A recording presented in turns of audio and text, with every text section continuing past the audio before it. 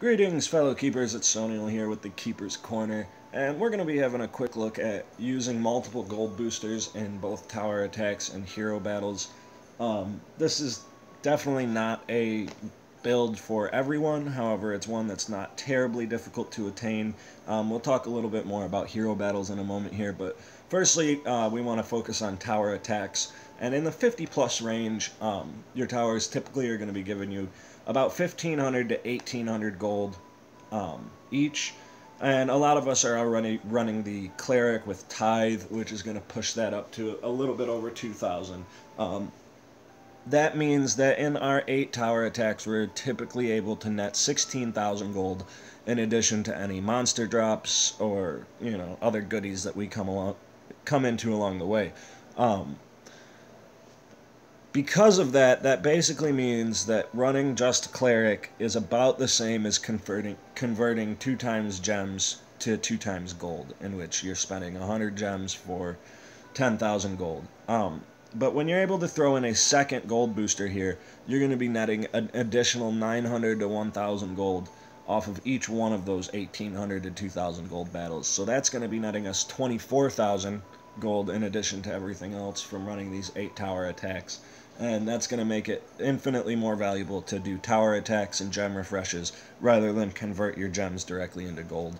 One of the keys here is using the Necromancer, and part of the value for him here is going to be very similar to how he is used in the most recent Demonic Isle campaign as a frontline tank with the ability to self-heal.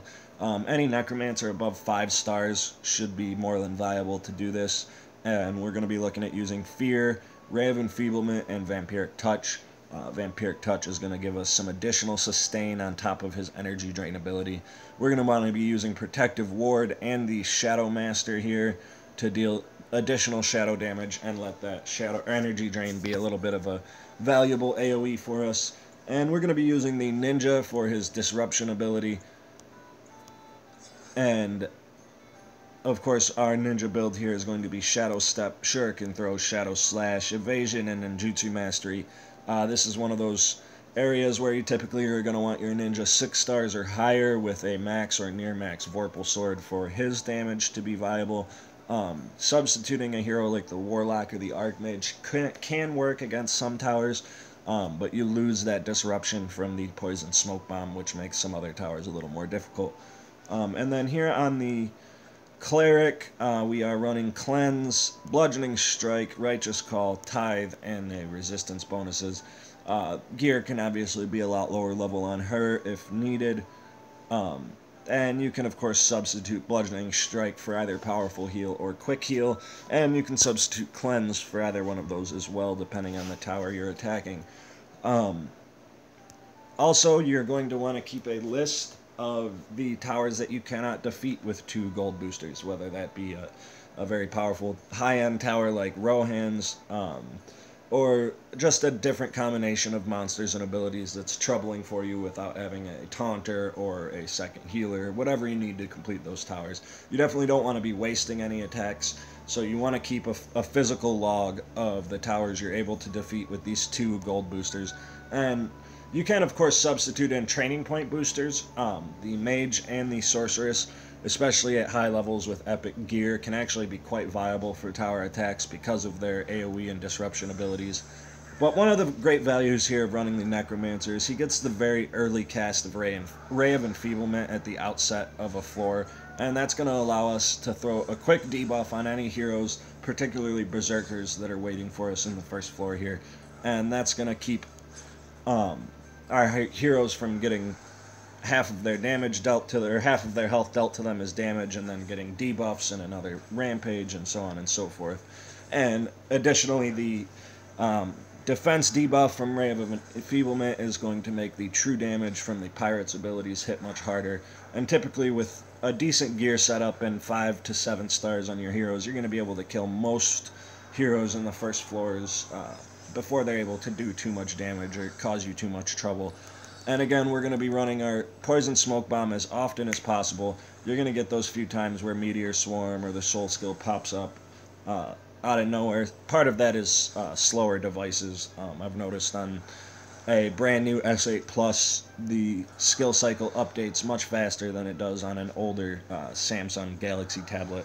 So your device speed is going to have some influence on how your skill cycle is shown in this little window here. But it's going to update the right way regardless of what it shows. And as you may have seen in our video with tower attacks with no healers, we want to make sure that we have our poison smoke bomb available to us at the outset of each floor. Of course, if you're looking to just run these towers as fast as possible, you want to be running the War Master in here with the Ninja. That's going to allow the disruption from the poison smoke bomb to combine with the cooldown reduction of Call to Arms and allow for some very, very, very long cycles from your heroes and preventing the other enemies from getting very many turns at all. And it is a bit of a gear and a star check in terms of being able to abandon a taunt setup in lieu of using various builds featuring multiple AoEs or different support abilities to make towers go faster or command them the flow of combat in whatever way you choose. Typically that's going to involve epic armor on your backline heroes anywhere between level 55 and max. Mid 50s seems to be about the breaking point where epic armor becomes most valuable, and of course you're going to want to try and aim for at least +5 enchantments on all of your equipment, and then slowly isolate your high value heroes and one at a time try and push those heroes to maximum. If you're trying to spread yourself out doing +6 on everyone and then +7 on everyone and then +8 on everyone, you're not going to really net very much return from that. You're much better off just going +11 on your Blackguard if he's your most used hero, and then move on to the next one and on to the next one. And you'll find that doing it that way, it'll take you a couple weeks usually to max out 2 items, but then all of a sudden you have a hero who's incredibly powerful and helps turn the tide for you in PvP battles and things like that. But as you can see, with no Warlock, no Archmage, no Taunt, these guys can run these towers pretty easily, and right there we just netted ourselves an extra 900 gold, so that's going to put that tower up to 2,600, 2,500, something like that. And again, it's going to make it much more valuable if you're willing to put in the time and run these towers than actually converting your gems directly into gold. And another thing here that we were playing around with over the 3x event is running a first team here of gold boosters. There's going to be basically 2 situations where you want to do this. The first is if you do not have a very strong third team and you're running a weak third team in your hero battle setups, you might as well put these guys first and then throw your best 2 teams in the second positions. That's going to give you just about the same win rate with the ability to gain this bonus gold on both wins and losses. And during 2x PvP and during 3x PvP, that's not only going to pay for the cost of your hero battles, but it's going to net you an actual gold return from doing hero battles. During the 3x PvP event, if you're over level 50, your battles are netting you basically 900 gold for a win. If you throw in 3 gold boosters, that's going to net you roughly an extra 700 gold, so you're going to be putting in 1,500 to 1,600 returned gold from each battle won, and of course minus the 200 that you have paid for them. So you're basically going to be making 1,400 gold for every hero battle that you win if you're able to run these gold boosters in the front. Now, a very important thing to note is that you need them to all be level 50 or higher. If you're running them at level 36, 30, 40, whatever the case may be, if they're below your keeper level, you're going to net significantly less returns from your PvP wins, and your opponents are going to net significantly less rewards from their wins. So you always want to make sure that you're using heroes that are up to par with your keeper level. I know when you get past keeper level 50, that becomes a little more difficult. As you can see here, even I don't have all of my heroes up to my keeper level yet. But once again, you typically want to do that if you don't have a very solid third team, or if your first and second teams are strong enough that you can guarantee, you know, a 90+% win rate using these gold boosters in the front line. And if they can't win, which they usually can't, I typically choose to be a little more respectful, I guess, and leave them with no armor and things like that, so that your opponent can easily defeat them. And also, if your opponent wins the first round and you win the second 2 rounds, your opponent's going to get greater rewards for their loss, so long as they don't quit. So it really helps everybody out in the long run. But yeah, we just wanted to take a quick look there at a few ways to bring in some extra bonus gold. Another thing I wanted to mention to everyone as well is that if you're starting to roll into some 7-star rare heroes, even some 7-star uncommon heroes, you really want to make sure that you're continuing to do their find loots, especially when they're on low food cost stages. The soulstone conversions are going to net you a lot of additional gold, especially on those easier to obtain soulstones. You get 1,250 gold per rare stone after level 7, 2,500 per super rare, and 6,250 per epic. Of course, once you get up into these 7-star epic heroes, gaining stones from find loot can be rather rare, but it definitely does seem to be fairly worth it to do them.